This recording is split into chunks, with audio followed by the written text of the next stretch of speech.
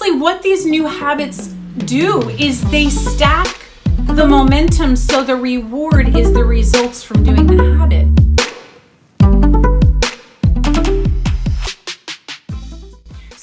So there's, like I said, there's 4 things that we're going to talk about today to help you stay on track and stay committed, or if you've fallen off track, how do you get back on track? Because that is often the culprit, right? It's like once we're derailed, somehow we're just completely thrown off course, and it's difficult for some people to get back on track. So I take a lot of this for granted because I have, let me just start here. The reason I have shifted to become more of a mindset coach is because I have understood over the years of being a fitness coach that so much of it is in our thinking and our belief system about what we think is possible for ourselves. So here's the thing. My identity is I identify as I'm an exerciser. I identify as I'm a healthy eater. That's my identity. So if you haven't quite adopted that as your identity, then that is exactly why I have developed a mindset course that takes you through. And I also have some one-to-one coaching options available. I only have like one spot open for that, but I'll share the link for an application after this video. So I just want to start with the context of so much of adopting new habits has to do with adopting a new identity. Okay, so the first checkpoint I want to share is decision is made. A decision must be made that is fueled by deeply caring. Okay, so first I want to just talk about the word decision for a moment. The word decision is simple, or I should say decide. Let's break it down. Decide. Decide is very similar to the word suicide, homicide. So it means cutting off. So decide means that you are cutting off all other options for possibilities. All right. So when you truly decide that you are going to take care of yourself, you're cutting off the other options that are against that. Okay, so the other part of this component for number 1 is, caring so deeply that you're driven to do the things. Okay, so I want to give 2 examples here. Now, they're not fitness well, one is kind of a fitness example because it has to do with me opening my gym. But it is I want to give 2 examples of making a decision and then what that means by fueling it with, I care so deeply, like I really give a shit about this. And because I care so much, I'm going to stick to the habit. I'm going to do the things I need to do. So the first thing is when I had the revelation to open a gym back in like 2005-ish. When I made the decision to open the gym, there were all sorts of things that were way outside my comfort zone, and I had to develop all new habits of like, who would the person be who would be a business owner, who would open a gym. And it was completely outside my comfort zone. But 2 things happened there. 1, I made the decision. Like it was inside me like a hell yes. And the second part of that is I cared so deeply about doing it. I wanted to make such a difference in the world of fitness and, the other gyms that were in the area. And I wanted to really make a difference that making a difference and really giving a shit. Hey, Anna, good to have you here. Really caring about what I wanted to do was the fuel that continued to open up the habits and keep those and have those habits stick, where that meant I had to learn some things that in the past I didn't give 2 shits about learning. I didn't care about business things. Now it's actually one of my favorite topics, interestingly enough. So that's one example. Decision fueled by deeply caring or giving a shit. You've got to really, really give a shit about changing your life and about your health. And that has to come from within you. It cannot come from outside of you. That has to come from within. The second example I want to give is that Some of you know I recently became a CASA. A CASA is a court-appointed special advocate for children in the foster care system. So basically, I am the direct line to the judge, and I'm able to put all the pieces together for this child or these children in this particular case that I'm assigned to. And I'm able to make recommendations and facilitate things that have to happen for that child in order for them to have a permanent placement and a permanent home. So when I first heard about it, my number one thing was I made the decision that, oh my God, like I want to do this. It was fueled by me giving a shit about making a difference. Like, I care so much about these kids who don't have voices for themselves and who are stuck in a broken system, that's fueling me to do some things I've never done before. Like, I've never presented in a courtroom. I've never had to, I never put a court report together or any of this stuff.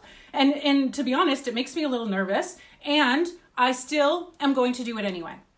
All right. So it's really important that when you're developing new habits, healthy habits, things that, whether they're habits, maybe some habits you want to quit doing, or things that are in alignment, like working out and preparing your food, choosing healthy food at the grocery store, whatever that healthy means for you. Those things are going to happen when you have the inside desire of, I care so much about myself and feeling good that it trumps all else. Okay, so the decision is made and you're not easily swayed by this or that. Okay, so it really helps to keep you on course. All right, so that is number one. So if anyone wants to type that in the chat box and wants some interactive, like, note taking, you're going to type in, decision is made, fueled by caring deeply. And in, real fit terms, fueled by giving a shit. Like, you have to really, really care. Okay. So number two is boundaries are set. All right. So when it comes to following consistent, healthy, new habits that are in alignment for the results that you really want to get in your life and in your body, you have to set boundaries. And along with setting boundaries is being present. Okay, so I'm going to let you in on my life a little bit and how do I do this? How do I stay consistent? Like, I worked out through Christmas and New Year's, not on Christmas, not on New Year's, but throughout that holiday season. Really doesn't change. I'm an exerciser. I'm a healthy eater. Like, that's just who I am. So again, that's going back to what I shared in the very beginning of this video. That is part of my identity. So this is part of your process in adopting a new identity of who you actually are. So when that happens, one of my secrets is that I have created this time and space that really protects those healthy habits. So what I mean by that is, when I work out, I am not checking my phone. I am not taking phone calls. I am not texting.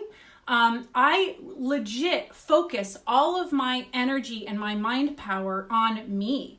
And what that does for you when you do that for yourself is it helps you cultivate a level of really being present to the richness of your life. And that what we're looking for as human beings in this very connected digital world is a true connection with ourselves. So if you're able to unplug and really create this space around your workouts, around your yoga practice, around walking in nature, around preparing your food and cooking food, really creating almost like a ritual around that where it's super protected. You're not letting anyone stomp over your non-negotiable. Okay, so I'm just kind of letting you into, this is something, again, I sort of take it for granted. This is something on autopilot for me, but I just want you to know, because I'm understanding, wow, like, not everybody really looks at it that way.